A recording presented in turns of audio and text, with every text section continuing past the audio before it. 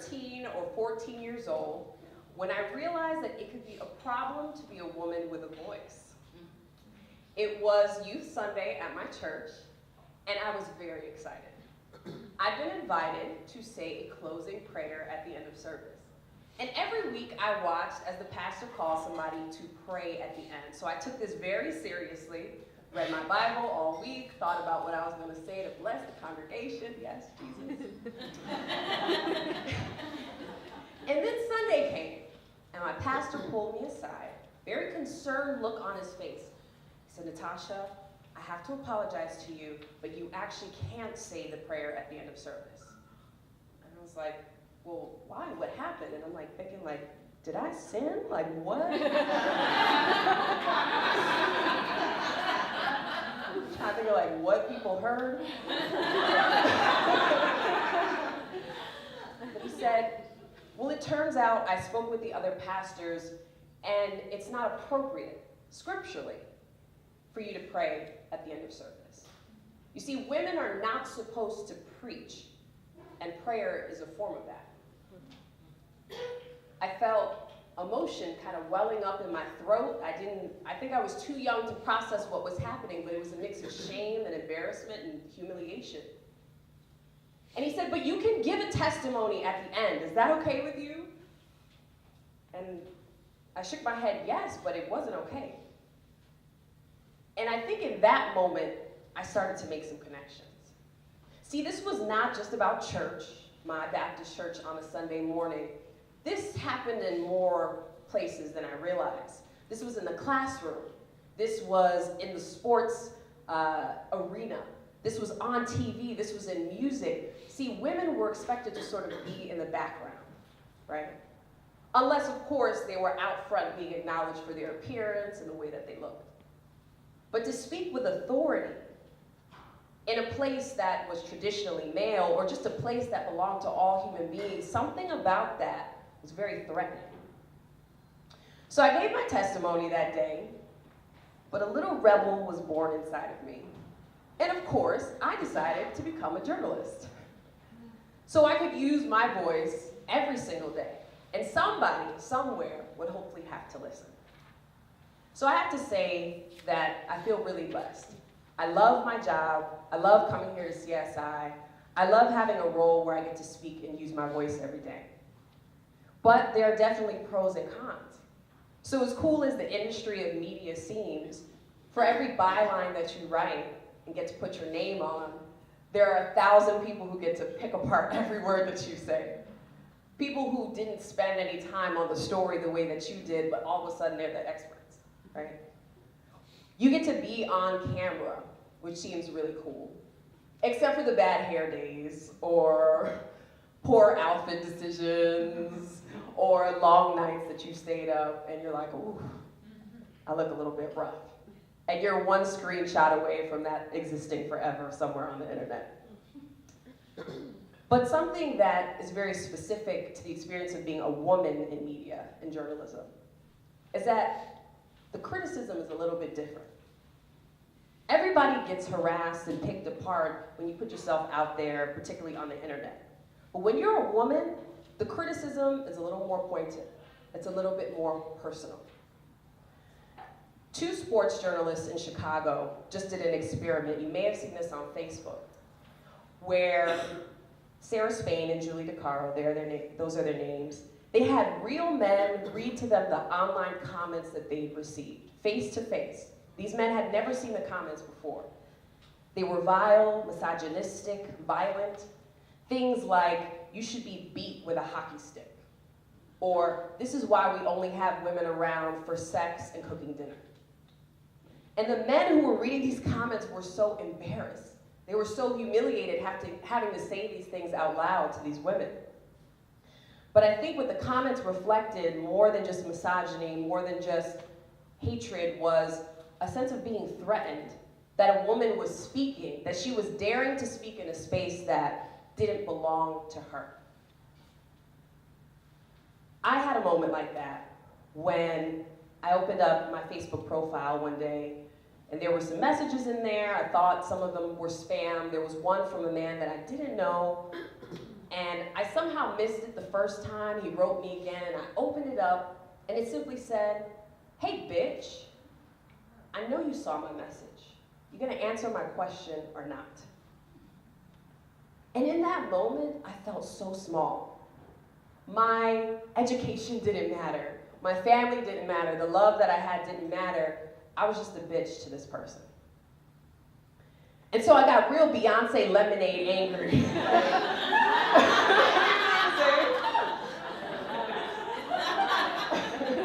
I wanted to let him know, you know? But of course, I couldn't, because it, you know, could be screenshotted or live somewhere on the internet, right? And so, like so many women do when we walk down the street and we're harassed or called out of our names, I just ignored it. Because that's what I had to do. But I think that something about that fear, the harassment, fear of being critiqued, fear of being picked apart, as scary as it is, there's something about it that we can find strength in. There were two situations on the job I'm going to tell you about that really taught me to face fear, and I think that hopefully will have some meaning for you. The first was a story that I did about Amber Rose. If you're not familiar with her, she's the voluptuous blonde bombshell who used to date Kanye West. So Amber was on a talk show with Tyrese Gibson and Rev Run, apparently experts on love.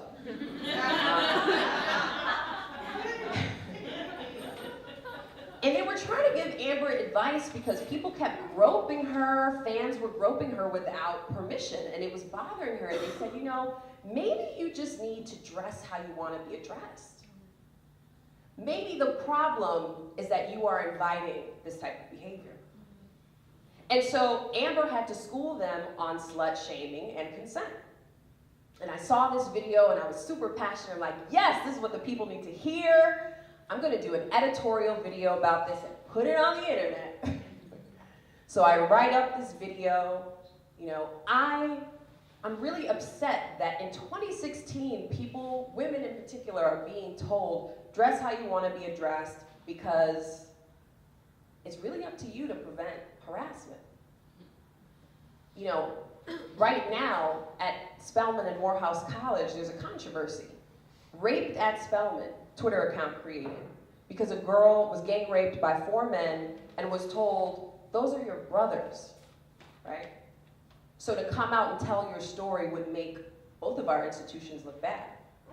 So she had to create an anonymous account to get her story out without being harassed or humiliated. This is the culture that we're in.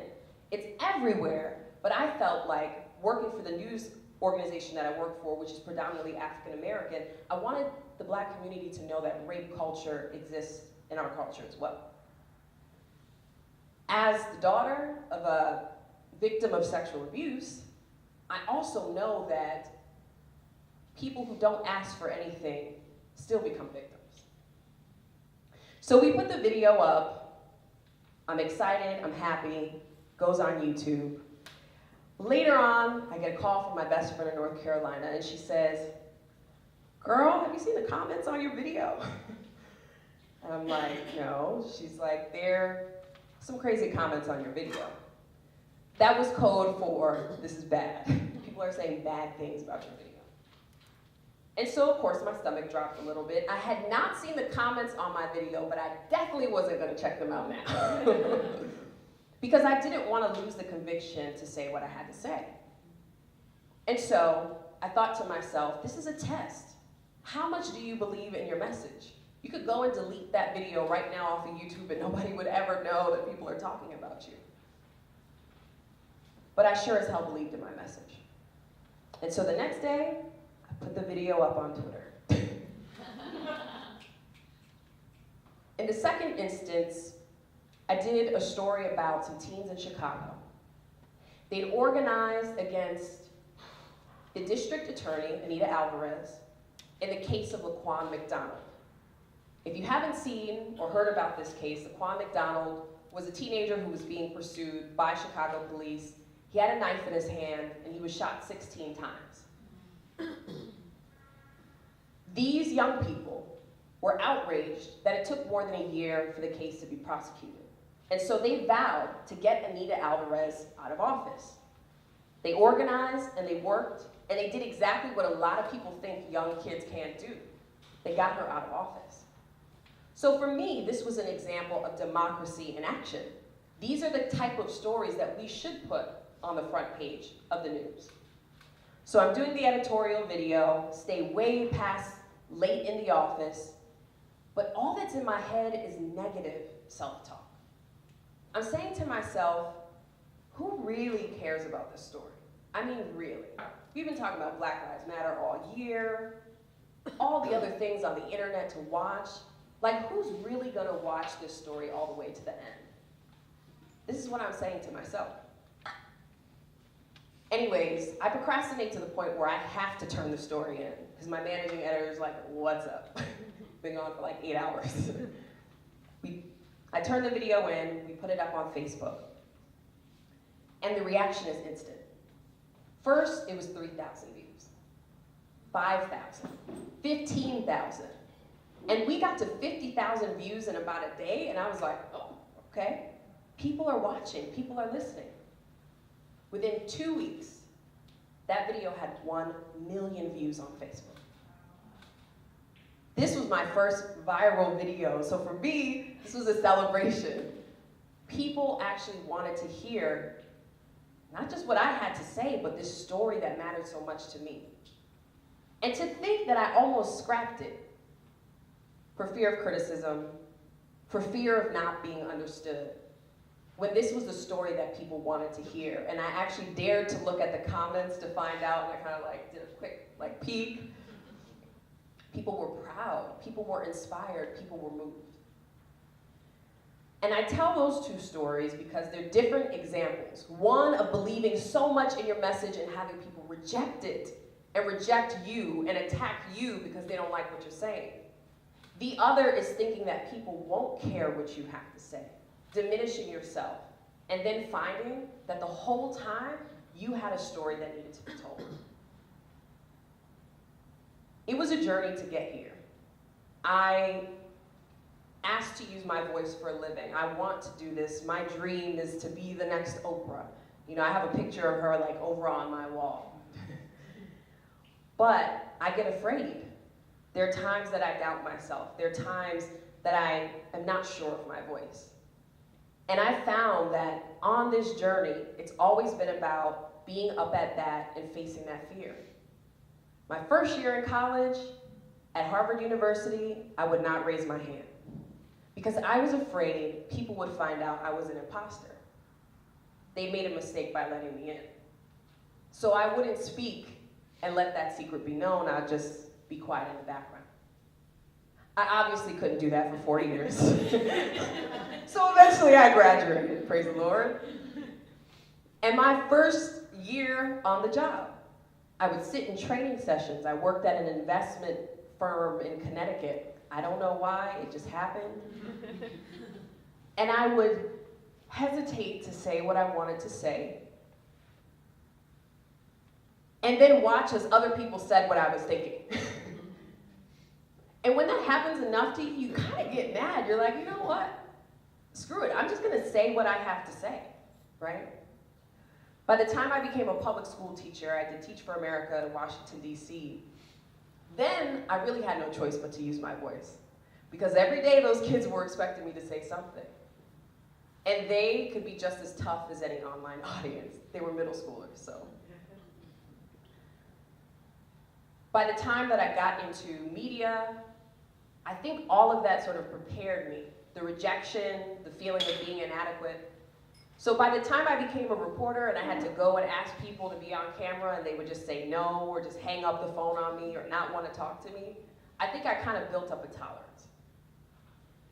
And today, I hope that anybody who is facing fear or thinking about putting their message out there but holding back, I hope that you understand that the more you do it, the stronger you will get in your voice. The final thing I want to say is that part of the journey to finding a voice, being okay with my voice, being confident as a woman in my voice, that started at home.